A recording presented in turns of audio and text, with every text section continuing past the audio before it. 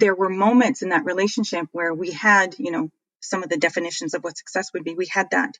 And I stood and I thought, what's this all about? What's this all about? Because that's not what's bringing me happiness. And so I decided that I was going to be on the hot pursuit of what happiness was, what life was all about. Again, right? Another defining moment for me. And to deny that calling, to deny that strong desire to go discover that, did mean for me to leave that relationship. And I didn't do it for a really long time. So I waited and waited and waited. And then I had an experience where I guess we could call it a near-death experience. When I came back from that experience, I thought, this is it. This is the beginning of the end. I'm going for that, whatever's calling me. And I don't know what that is. And off I went. I'm Srini Rao, and this is the Unmistakable Creative Podcast, where you get a window into the stories and insights of the most innovative and creative minds who've started movements, built thriving businesses, written best-selling books, and created insanely interesting art. For more, check out our 500-episode archive at unmistakablecreative.com.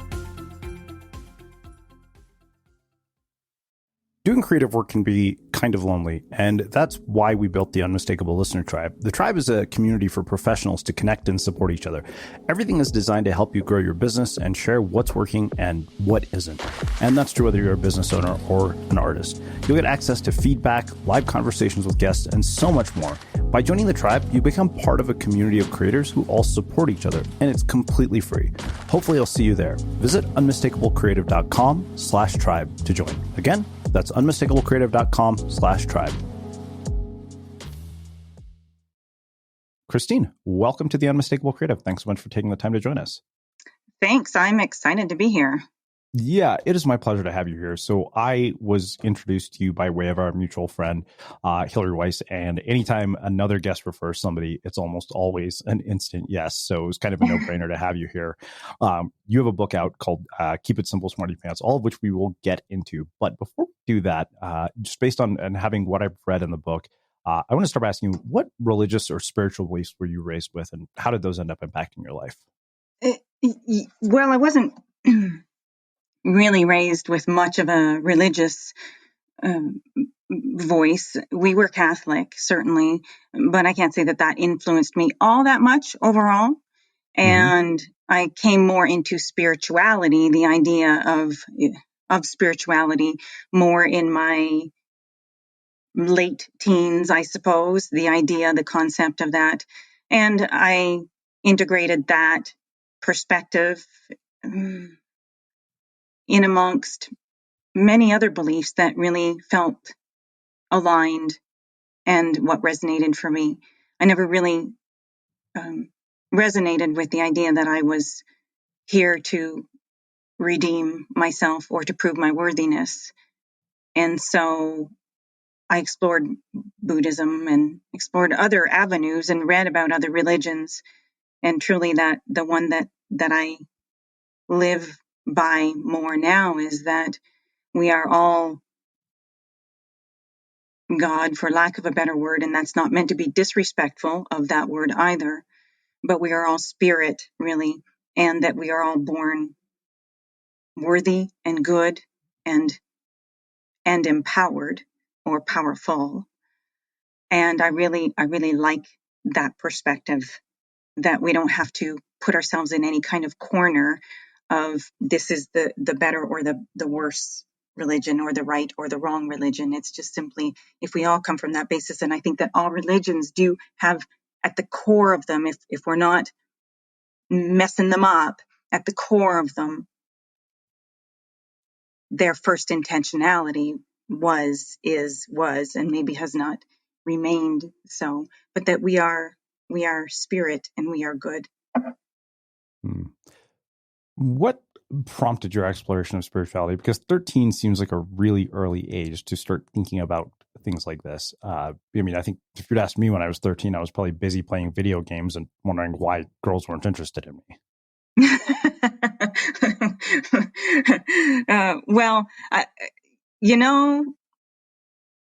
I think that I was questioning stuff when I was 3. And I would not have labeled it as exploring my spirituality, certainly, but I was very aware of, and again, I don't think I would have said it this way then, but I was aware of these feelings, these distinctions, these gaps between what I was observing in the world and what I was feeling, or what I was hearing people say and what was happening. And so I think I was perhaps born with a very strong intention to explore that and to know who I really am versus some diminished version of me as just a human being. Because that subject lights me up.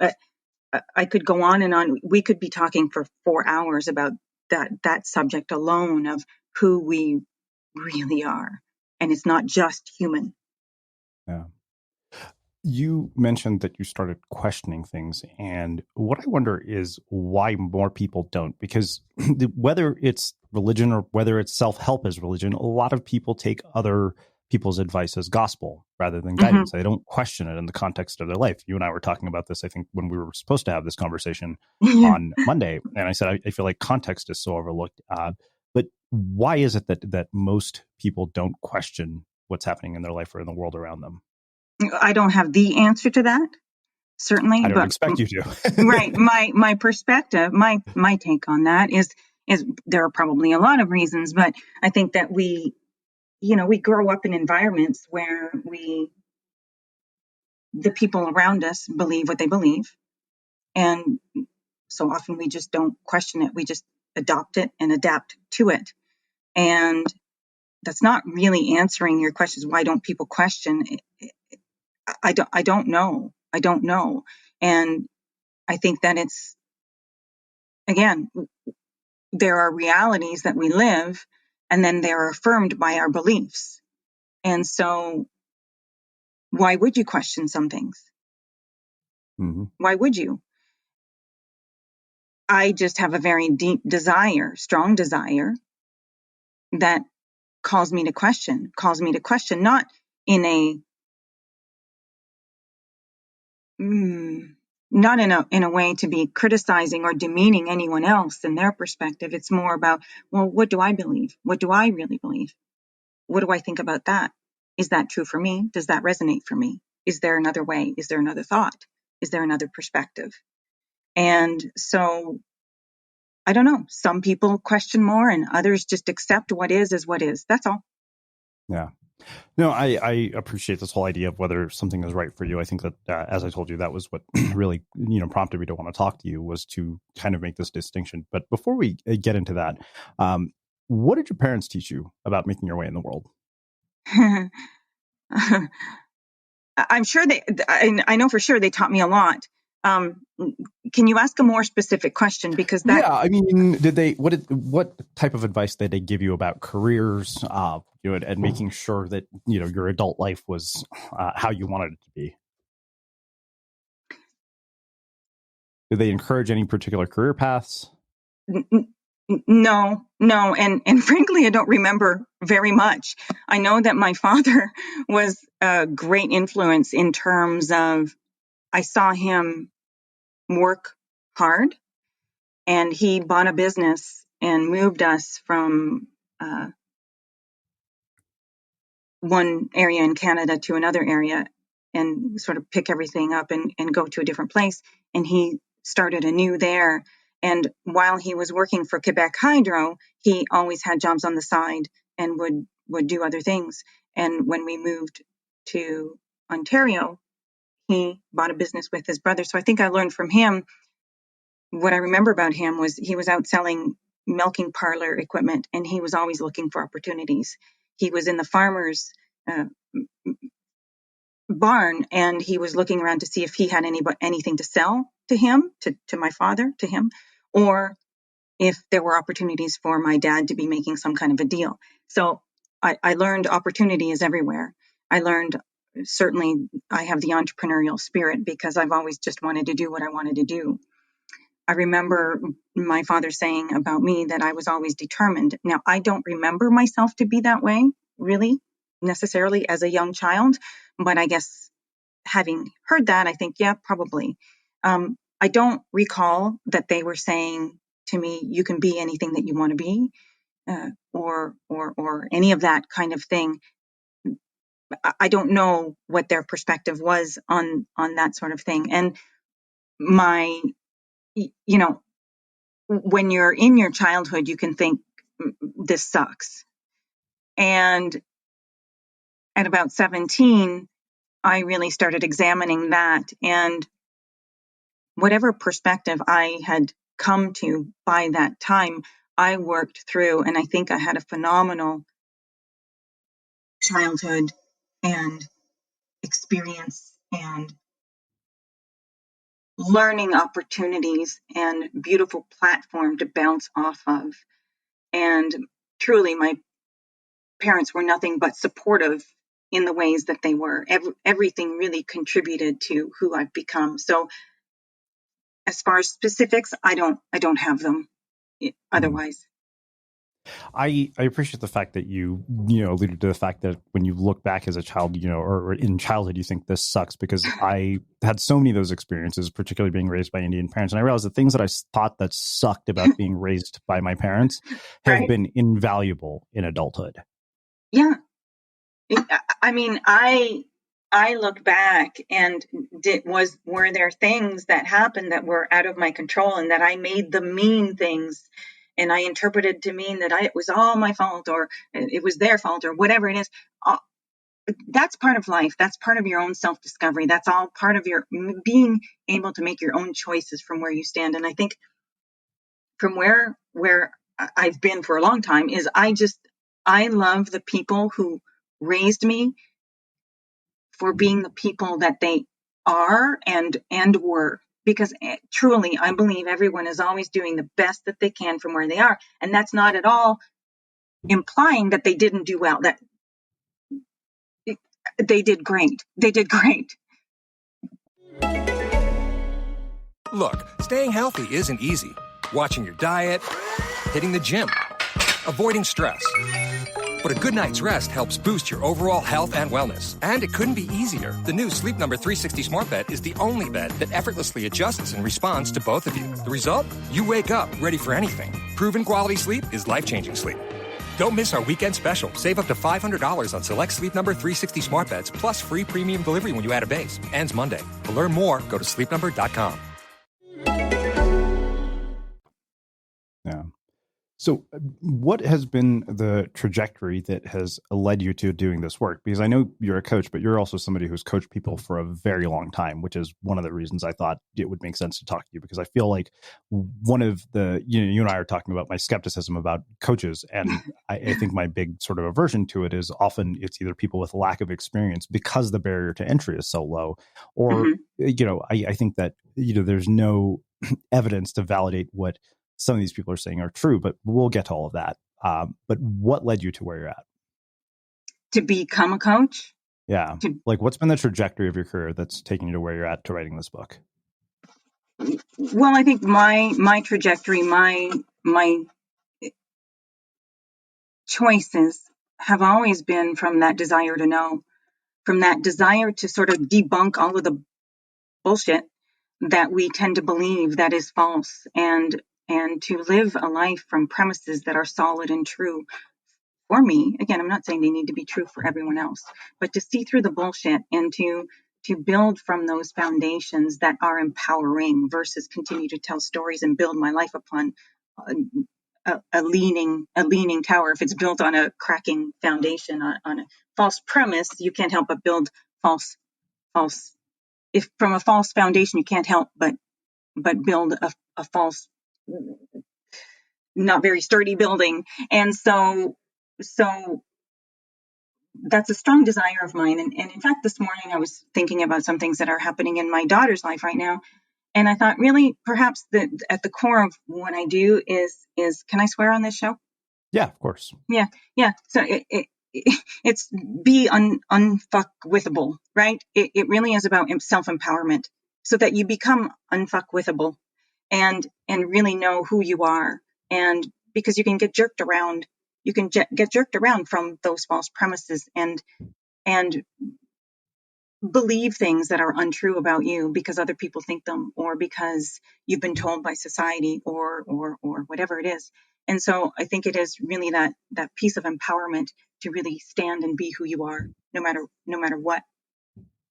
Yeah. I mean, so, like, we get conditioned, I feel like, with social programming from the world around us, from parents, peers, media, society, all of with the, what you refer to as false premises. How do you begin to unwind that? Because I have found, at least in my experience, that when I talk to people, particularly guests on the show, there's always some sort of a catalyst, some sort of a crisis or inciting incident. It's never everything is perfect and now I'm going to go make it even better. No. I mean, I had that started a long time ago, when probably, I mean, if you look back through the events of your life and you see that was a catalyst, certainly my mom left our family when I was 3, and I'm not saying that to say poor me. It was an event that affected me, and one that I am thankful for, frankly, because it helped me find my own guidance. It just did. And I think it only benefited me. Did I see it that way then? No. But that contributed to my desire to find my guidance, my guiding light. And there was a moment also. I was married before the marriage that I'm in now, and the person I was married to was amazing. On a looking in, it was a fabulous relationship, and I will stand by that it was. And yet I felt called someplace else. I felt called, and I felt like I needed to go discover more. And there were moments in that relationship where we had, the social, some of the definitions of what success would be. We had that, and I stood and I thought, what's this all about? What's this all about? Because that's not what's bringing me happiness. And so I decided that I was going to be on the hot pursuit of what happiness was, what life was all about. Again, right? Another defining moment for me. And to deny that calling, to deny that strong desire to go discover that, did mean for me to leave that relationship. And I didn't do it for a really long time because I didn't want to hurt the people around me. So I waited and waited and waited. And then I had an experience where I guess we could call it a near death experience. And I won't go into those details, but when I came back from that experience, I thought, this is it. This is the beginning of the end. I'm going for that, whatever's calling me. And I don't know what that is. And off I went. Does that answer your question? Yeah, it does. And of course, it raises more questions, as you probably have gathered by now. Right. Your mother leaving, what impact did that have on you, and how has that influenced the way that you have raised your own children? Well, the impact that it had on me was I blamed myself. I felt very torn. I felt very guilty. I felt very torn. But that's not the impact that it has on me now. I worked through that and got to see the perfection, the beauty, the awesomeness of the courage that she had to do the thing that she needed to do, regardless. And certainly she did enough suffering on her own, that was not needed, but she did.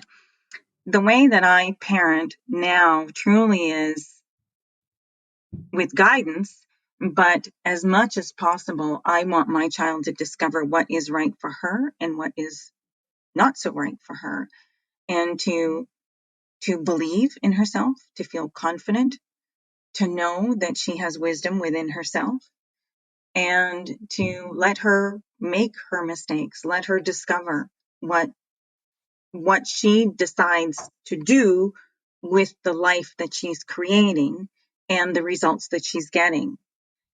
So I encourage, I guide, certainly from the sidelines, but I do my best not to sway her one way or the other. Mm-hmm. And I do see parenting as a lifelong experiment. I mean, you could do all of the perfect, perfect air quotes here, perfect things, and the primary premise, right? The primary foundation I hold is that she too is the creator of her own reality. And she will Mm-hmm. create contrast. She will create events and people, attract people in her life for her own expansion. And that is none of my business. That is none of my business. Mm-hmm.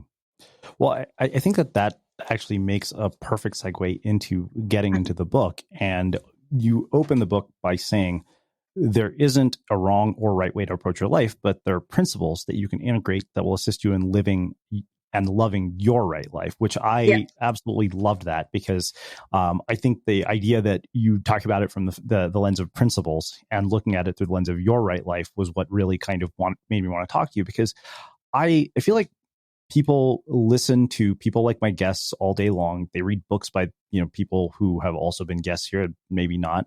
And Mm, often it's other people's maps that are sort of the GPS system for their lives. yeah. And, it's funny because I was just writing about this morning, and potentially, your book prompted me to write about it, is the idea of, in school, you have right answers, right? And you get rewarded for right answers with good grades. And you go into life thinking there are right answers, so you have this sort of false belief, or like we talked about, that you'll get rewarded with Ferraris, fuck you money, and promotions. And yet I think that when we finally start to sort of wake up from that idea, we realize there are no right answers, just ones that are right for you. And yet people, I think, become overly dependent on experts, coaches, authorities, gurus to tell them what the right way is. I agree. I'm a coach, and I never want to tell anyone what their right answer is. I will Yeah. guide them, right? I will hear them. I will listen. I will give them some foundations and I'm clear about those foundations. Here's how I view the world. And if you're on board with understanding and wanting to know that you're the creator of your reality, then let's play together. If not, I'm not your coach. So I don't believe that there is one right way or one wrong way, and I think a lot of arguments start. Think about the relationships that people have. Relationships, I mean, any kind of relationship, and how much people just need to be or want to be right, and they'll argue for that limitation. To me, needing to be right is a limitation. It's just a limitation that it doesn't need to be there. And so do you have your perspectives? Yeah. Do you have your opinions? Yes. Do you have your own life experience to inform you? Yes. Are your beliefs always being affirmed by the life that you're living? Yes. Yes. Mm-hmm. Does that mean that the life you're living, or your approach to life, or your understanding wherever you are, is wrong? No. Is it working for you? Great. If it's not, then change something. Mm-hmm. And figure it out. And the way, for me, the way that I encourage my clients to follow their path, right, find their right answer, is really by how it feels to them, and whether there's split energy along the way. And then that's how you start to unveil, reveal some of the foundations of the premises that they've been living their lives on. For instance, let's say somebody thinks that they're unworthy. I'm not good enough. I'm unworthy. And you would maybe be surprised at how many people think that who are successful. Mm-hmm. So they believe that, they've come to that conclusion.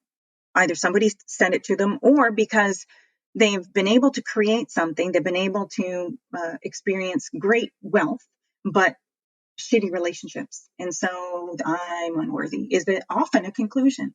And so if we keep building a life based on that false premise, that's a false premise, then it's going to keep playing out in your life.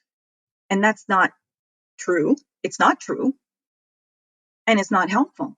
It's going to get you more of what you want, or it's going to have you rendezvous with a relationship that is really not a match to who you really are, who is worthy, and how you carry yourself, how you speak about yourself, how you offer your opinions, how all of that stuff. So there is no guru. In my opinion, there's no right way to eat. There's no right way to sleep. There's no right way to meditate. There's no right way to make dinner. There's no right way to run your business. There's no right way to get investors for your business. There's no right way. There might be some ways that have worked for others, but remember that whenever you're looking from the outside at someone else's manifestations, it's the manifestations you're looking at, and perhaps through the lens of right or wrong or failure or success, and that is a limited perspective of the picture. Mm-hmm. So to replicate steps that have worked for people, if that helps you believe you can do it, then go for it. So I love this idea of creating sense? your own reality. Yeah, definitely. It makes sense. So you talk about this idea of creating your own reality, which I think that, anybody who listens to this show is probably familiar with that conceptually. But I think there's this sort of misconception that, you having the power to create your own reality means that you're also immune to life's inevitable obstacles and challenges, which I don't think is true. I love that you brought that up. Because that is a false premise. You're here to live your life and decide and choose and prefer, right? And yes, what you focus on, right? What you think about, what you believe, what you expect. And here's a distinction I make often with clients is what you believe and what you want and what you expect can be different. And so creating your reality doesn't mean you live this perfect little rainbows and bunnies life that there's no contrast. There's no variety. It's like, it would be like going to a restaurant and having only pizza. We only serve one kind of pizza. That's all you get here. That wouldn't be very fun for very long. And so life is that. Life is variety. Life is like going to a restaurant and having all kinds of choices, and you get to choose.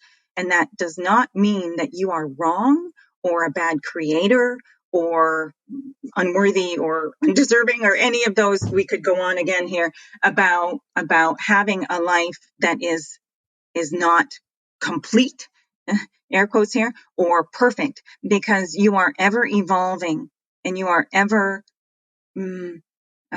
asking. You will never stop asking.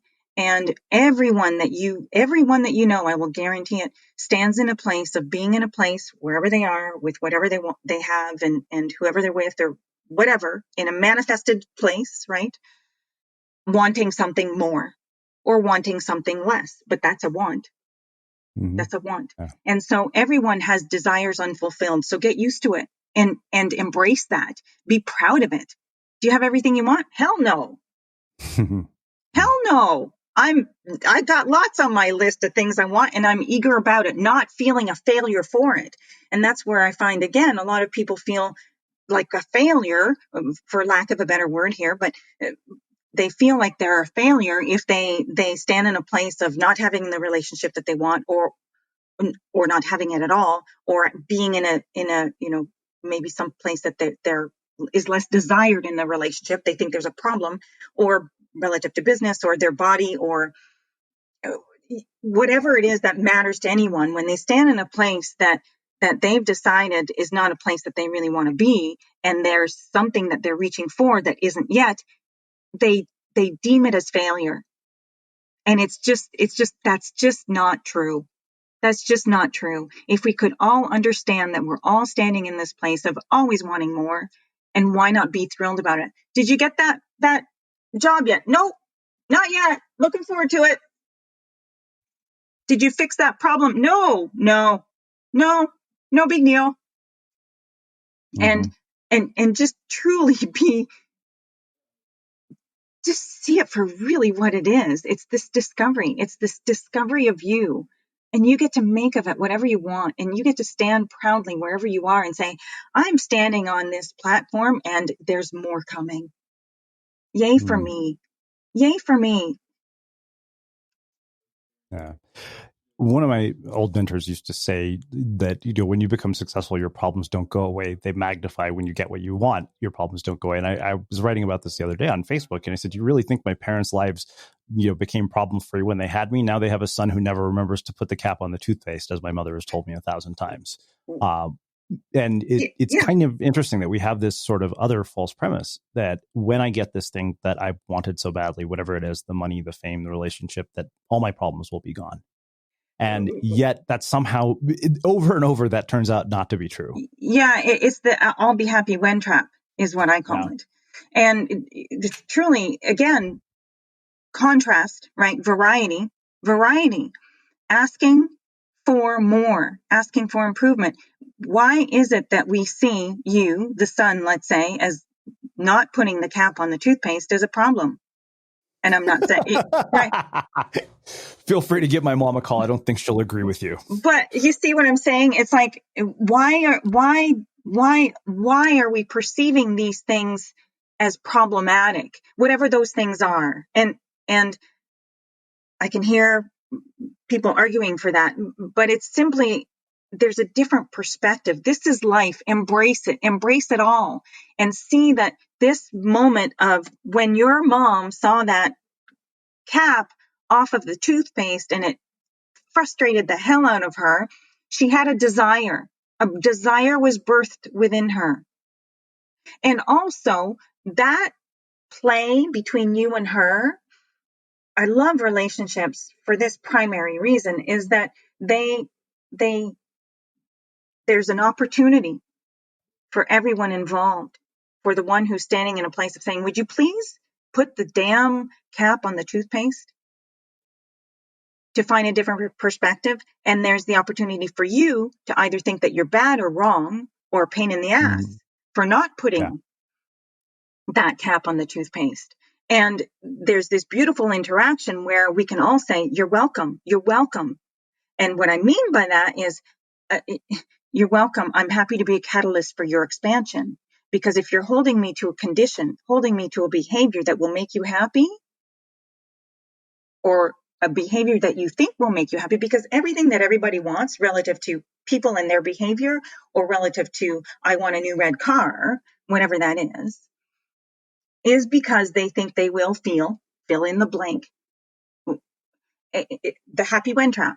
When I have a son, when I have a baby, I'll be happy, I'll be complete. Well, no, that son is going to stir up some dust and ruffle your feathers.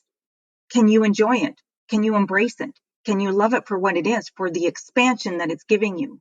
And if everyone or more, if people could see it that way, then we'd have a way better time than running around on the planet asking everybody to change or couch their words or say it in the exact right way so that you don't hurt each other's feelings. And I'm saying that sort of,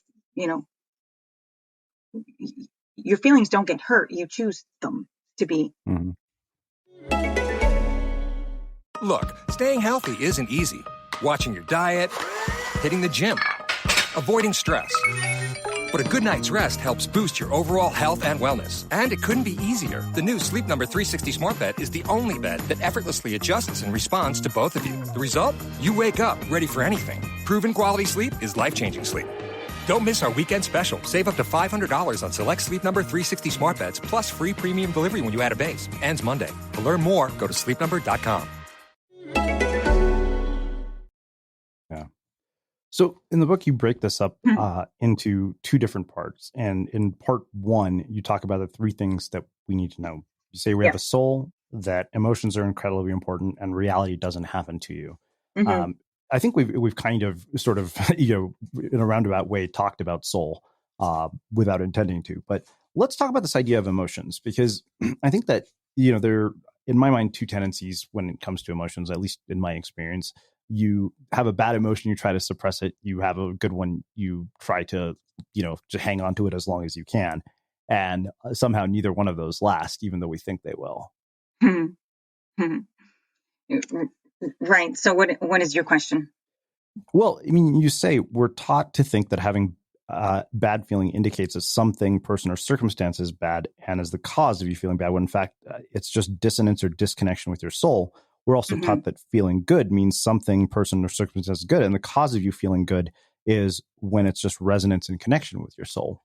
And I guess the question for me then is, how we prevent ourselves from getting trapped in emotions that don't serve us. But then, on the flip side of that, maybe every emotion has some service to us, even our worst ones, because who would we be without even our most difficult that's what ones? I'm Like saying. if you've seen the movie Inside Right. Out, you're like, okay, who would we be without our sadness? That's what I'm saying. Emotions are information, and you started the call here and said something about a GPS. It's kind of like a GPS. It's a GPS telling you that you could make a U-turn right now, or it's the GPS saying you're on the right track. And again, I'm not saying that there's a right or wrong track. What I'm saying is dissonance with your soul or resonance with your soul. Good feeling emotion is more the frequency of the perspective of your soul. A negative emotion, not meaning bad emotion, but bad feeling, right? Doesn't feel good, is more dissonance, different frequency than your soul. And so it lets you know it's information for you. And it's not ever about denying how you feel. It's about taking that feedback. A lot of people just ignore how they feel. That's not my message. Pay attention to how you feel, but then choose. Choose if you want to keep feeling that way. Understand that you have the power, the ability to change how you feel without needing that condition, without you needing to put the cap on the toothpaste. Yeah. Before I feel better, before I don't have to bump into that and be frustrated every time. That doesn't mean I don't speak up and say, hey, would you put the cap on the toothpaste? Again, this can be misinterpreted at times. What I'm saying is you have the ability to feel however you feel, and most people are not taking charge of that. And instead assigning the blame to the condition, the person, the circumstance, the whatever it is, you're not that powerless. Let's look at one condition or circumstance in particular, which is grief. And that grief could come from heartbreak. That grief could come from something as tragic as losing a parent. I mean, we can't sugarcoat something like losing a parent and, self-help our way out of that. It's painful. Like, I can't imagine the day that's going to happen to me. Like, I know it will. Like, it's going to happen in my life. And I think that what I wonder is when we get trapped in an emotion like grief, how do you prevent that from turning into rumination? Because I think that in so many cases in my life, it always has, particularly when it came to relationships.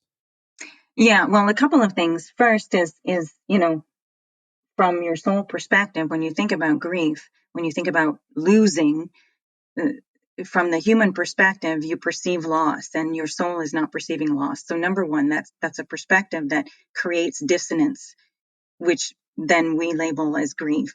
And so I'm not ever saying that, your parent will change shape and form and you should be happy about that, but you could, on the far end of that, you could be.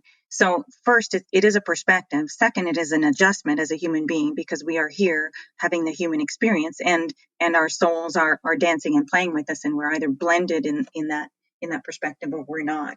And so by using that information that I wrote in the book, certainly about those emotions, like, well, maybe there's a different perspective about that.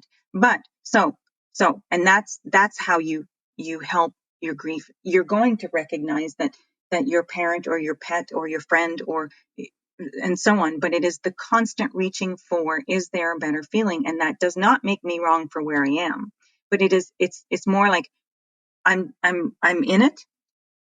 I'm feeling the loss. Then great. Then feel that loss and know that you can feel better. And for people who are deep down in it like that, that's what I say to them, is like, just know that you can, when they're asking, of course, know that you will and can feel better, because life has demonstrated to us that there's nothing like death to let us know that life goes on, really. We all know that what we call death is going to happen to each and every one of us. So for me, there's kind of a stigma around that, and we all pre-pave it. We're all preparing for that, or trying to avoid or prevent that from happening. And it's like, if we would just change the perspective about it, we wouldn't be building it up to be this big old thing. Wow.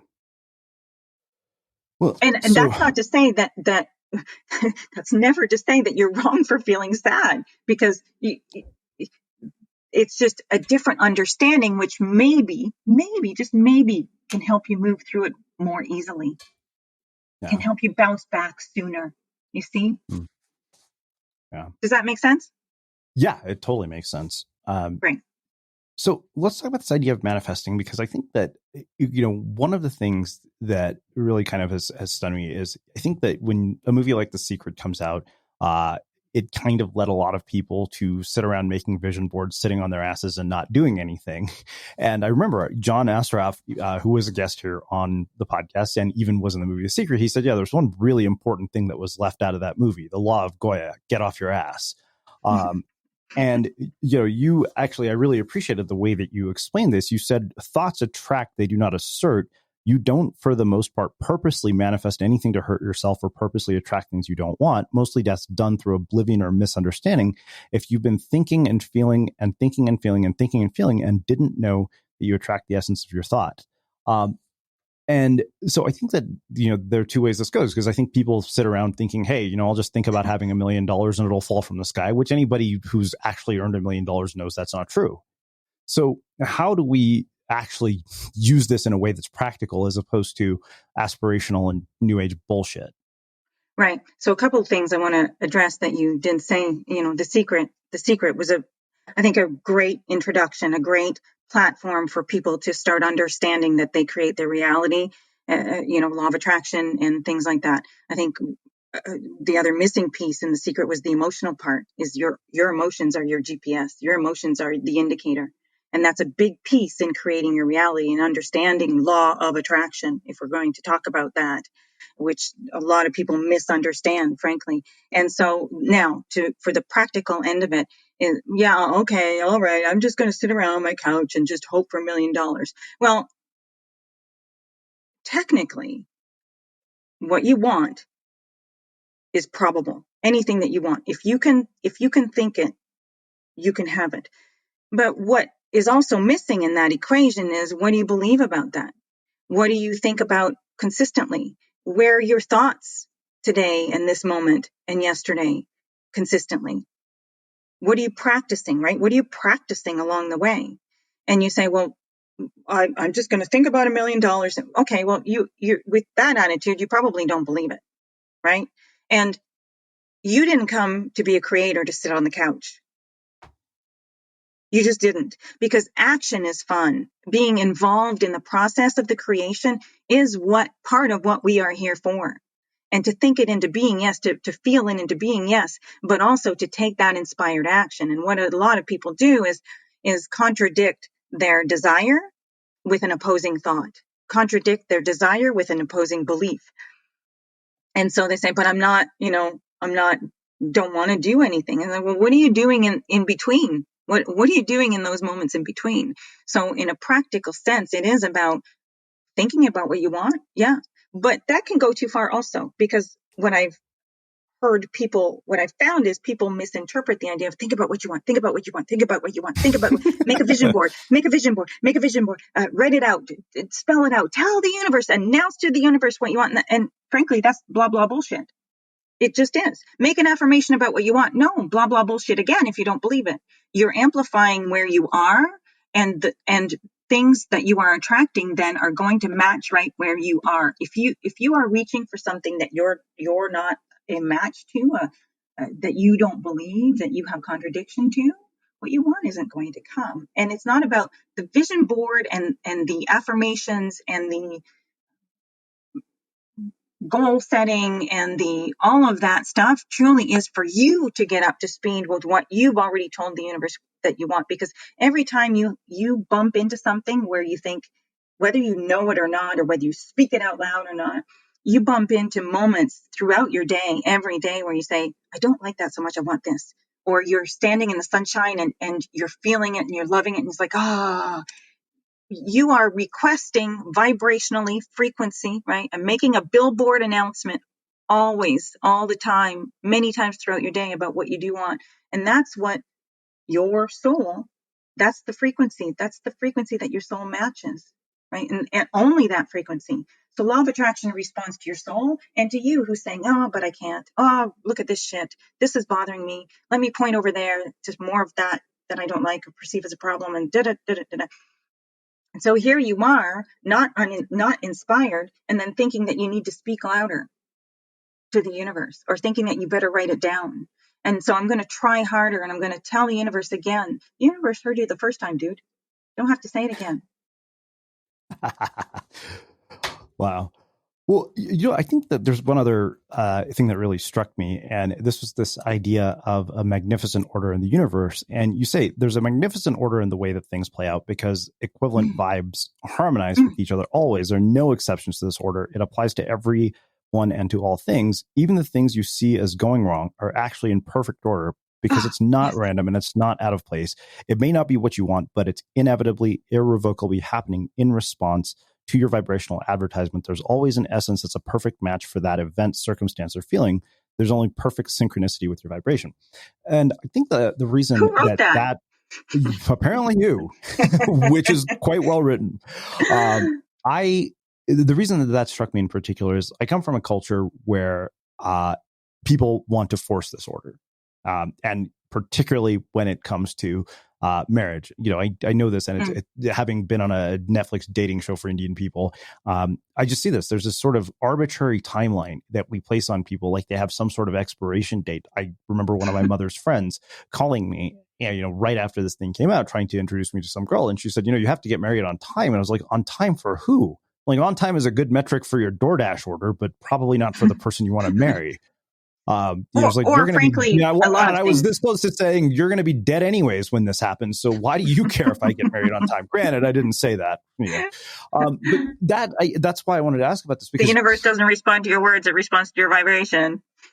Yeah, that whole idea of order, right? It's something that I've seen play out in my life in really beautiful ways as well. So, I was probably the latest of all my friends who started blogs in 2009 to get a book deal, but I ended up getting a 2-book deal with, Penguin Portfolio, which has every author that I admire. It was like, wow, this is so much better than it would have been if I had gotten this opportunity earlier. Yeah.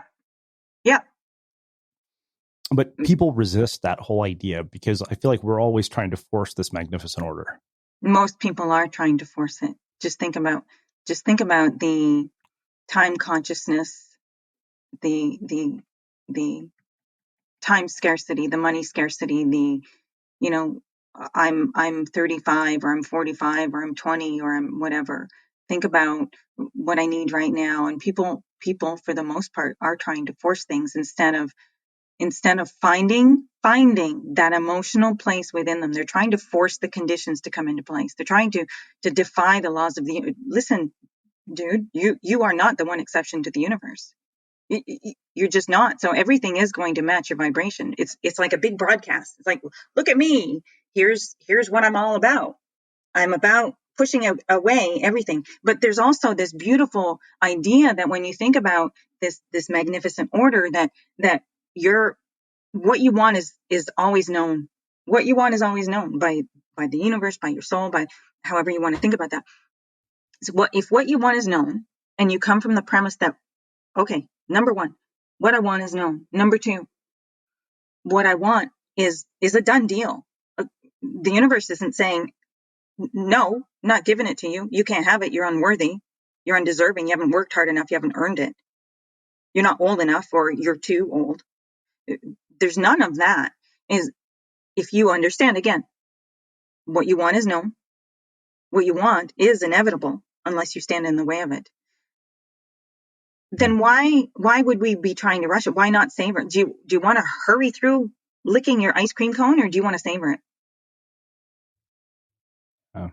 Do you want to rush through the details of your life, or do you want to savor them and appreciate each piece coming into place, and knowing that is being orchestrated, always being orchestrated on your behalf? And even if or when those things that look like they're going wrong, or there's a delay in timing,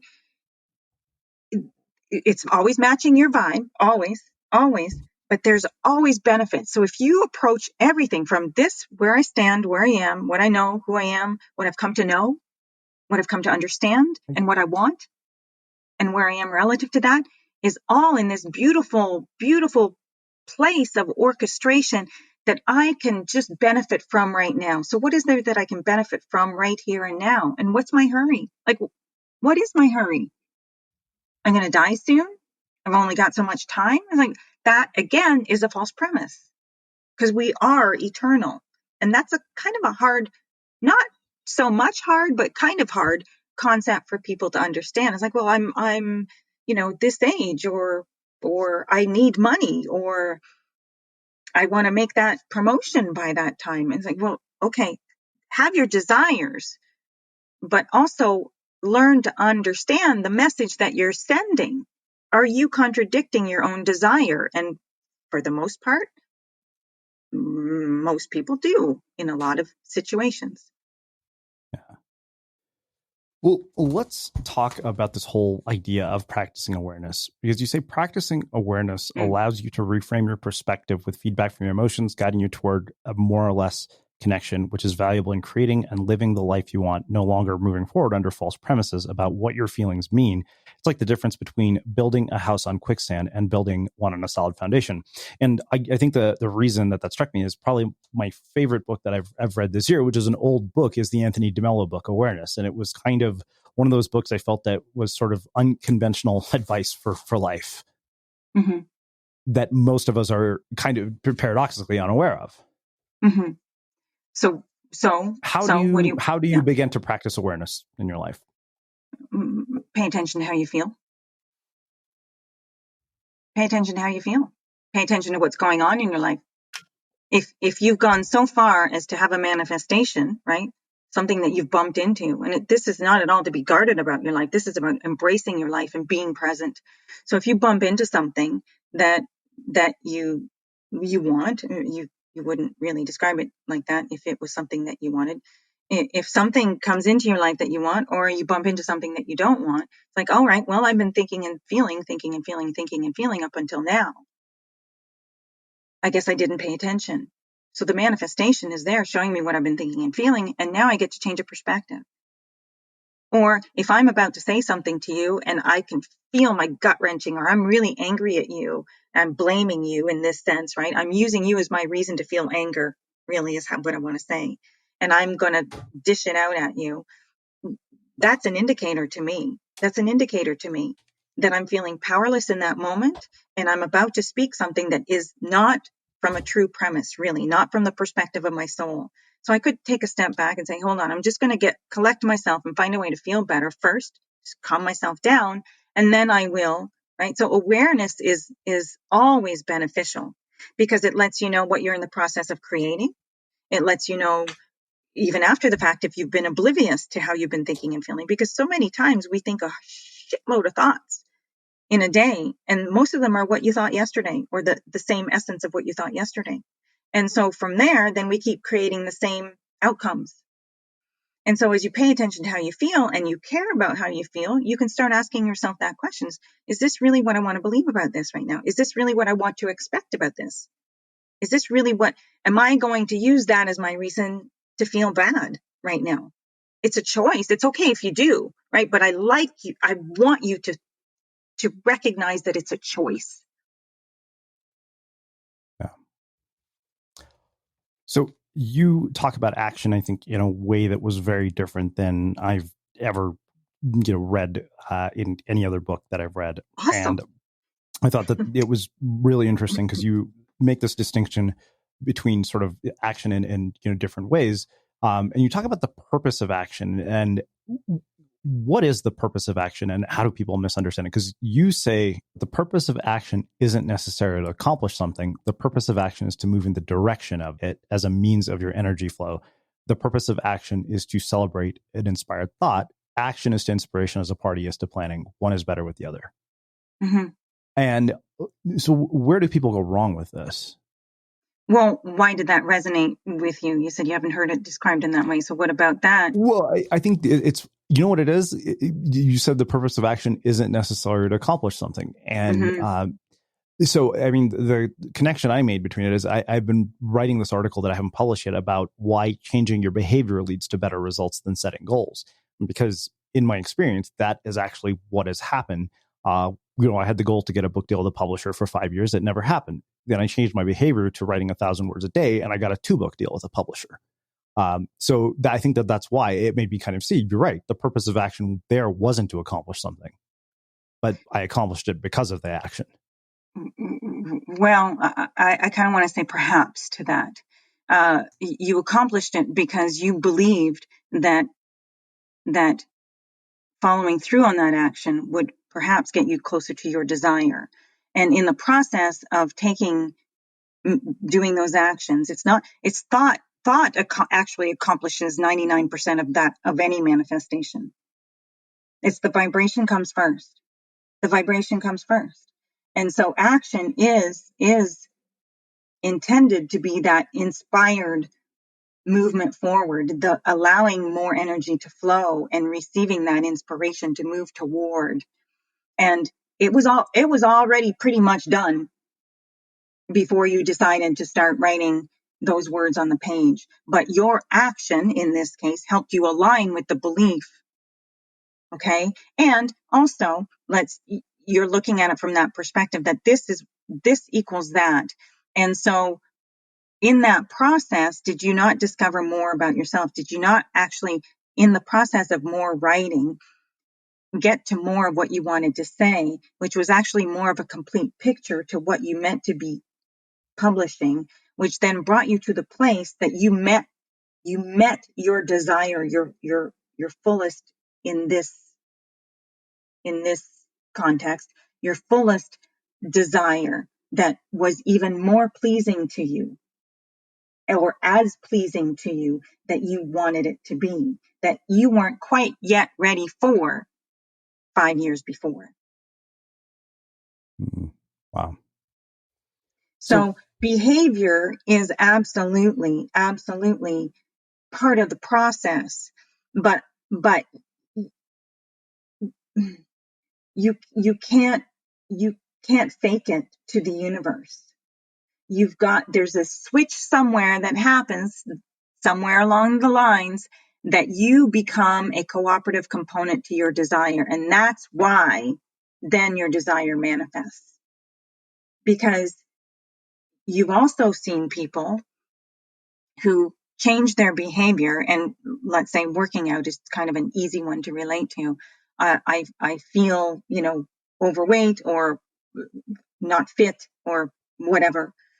From that place, that could be birth a desire, or another desire can also be birthed from, I'd like to complete a marathon or a triathlon, or I'd like to become be in a show in a way. So therefore I will, right? I will go to the gym, I will run, and that mechanism is helping you move toward your desire. And it's also helping you believe that you can do it in one sense. But if you still feel overweight or out of shape, or you're lamenting, really focusing on your inability to get where you are, if you're looking at too much of the reality that hasn't changed yet, then there's no amount of working out that you'll do that will get you to your goal. I promise you. Wow. None, because you're contradicting it along the way enough. And I think I mentioned it in the book, you're contradicting it enough, at least 51% of the time, that will prevent you from getting to your goal. And then you hear people saying, that shit doesn't work. Either law of attraction doesn't work or working out doesn't work, right? And that's also why you've got to find your own path. If you've decided that, let's say again, you want to lose weight, for instance, if you've decided that that's something you want to do, and you think you mean it, but what you really want, yes, you want that. But what you also want is to be able to run around and feel flexible and agile, and you want to feel good in your body, and you want to be able to breathe well, and you want to be able to sleep well, and you want to be able to enjoy the movement of your body, right, in whatever way. And you've decided that working out is the only way to do it, but you hate working out. You're going to have to sort that out, because you've got split energy. You're pulling against yourself every single day that you go work out if you have that attitude. So either work out and like it, or find something else to do to move your body. Find a way to feel good in your body. Imagine what that would feel like and start tuning into what that feels like. Find yourself walking down the road someplace and just feeling really good. And you go, oh my gosh, I feel so good. More of this. So now you're becoming familiar with what the vibration, the frequency of your desire, instead of the vibration or frequency of your sore knee, that keeps you stuck if you keep focusing on this as being a thing that stops you from having what you want. Does that Yeah, no, that make was sense? that was so beautiful. You gave me one paragraph to add to the article that I'm writing now because of that. Awesome. So that's fantastic. You're I welcome. want to come full circle to where we started, which was this whole idea of what's right versus what's right for you. And the thing that I want to finish with is, we spend a lot of time, any of us who are into personal development or self-improvement, myself included, we read books. I'm in this unusual position of getting to talk to half the people whose books I read. And somehow in all of that, Ryder Carroll actually says, he defines this as appropriating other people's goals, because there are the accomplishments that we see. It's, the outliers that we put on the covers of magazines, that we write about in media, that we make movies about, that they're the ones that write books. They're the ones that appear on podcasts like mine. And nobody's going to stop consuming this stuff, and we don't want them to. There's value in it. But while taking in knowledge and wisdom from other people, how do you filter that so that you can, take what works for you from that, as opposed to using whatever everybody else gives you as a template for your life? Yeah, that's always been a strong filter for me. How much information do you take from other people and use it and believe it, right? And how much do you set aside and say, not for me? And that is an individual choice. And how I do it is how it feels to me. If I feel strong contradictions, like I don't even believe that shakes my mind up enough to say, well, wait a minute, am I just resistant to it? Like, have I got my own set of beliefs that just stand in the way of me hearing that? Or does it just not resonate? Does it just not align with the foundations that I've chosen to believe for myself? And it's always evolving that. It's always, and I always encourage people to say, if you feel that that's right for you, you don't have to identify why it's not. If you were to fully align with what you feel is right for you, you could live your life that way. But oftentimes, again, it's that contradiction, that split energy that we as humans introduce. It's like, well, I want to go this way, but why is everyone else going that way? And now we question ourselves, and now we're introducing that resistance. We're introducing that split energy, and we start to question ourselves instead of following our own wisdom. And that's really what my coaching is all about, is like finding that peace, understanding what your own wisdom is telling you, and following that.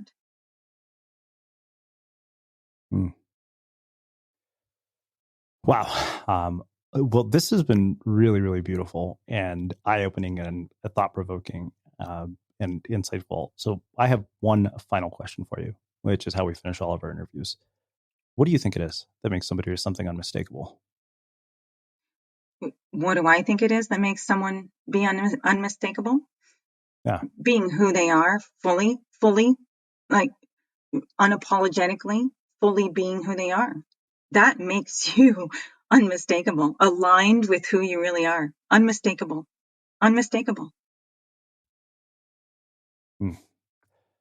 Amazing. Well, I can't thank you enough for taking the time to join us and share your story and wisdom and insights with our listeners. Where can people find out more about you, your work, your book, and everything that you're up to? Well, I'm very consistent, so everywhere you look for me, it's Christine Meyer Coaching. It's either .com or Christine Meyer Coaching on Instagram, Facebook. And my book you can find on Amazon, and you can also find a free download through my website, partially, of the book. And yeah, feel free to reach out to me. I love hearing from people. I love hearing from people. And for everybody listening, we will wrap the show with that. Thank you for listening to this episode of the Unmistakable Creative Podcast. While you were listening, were there any moments you found fascinating, inspiring, instructive, maybe even heartwarming? Can you think of anyone, a friend or a family member who would appreciate this moment? If so, take a second and share today's episode with that one person, because good ideas and messages are meant to be shared. Look, staying healthy isn't easy.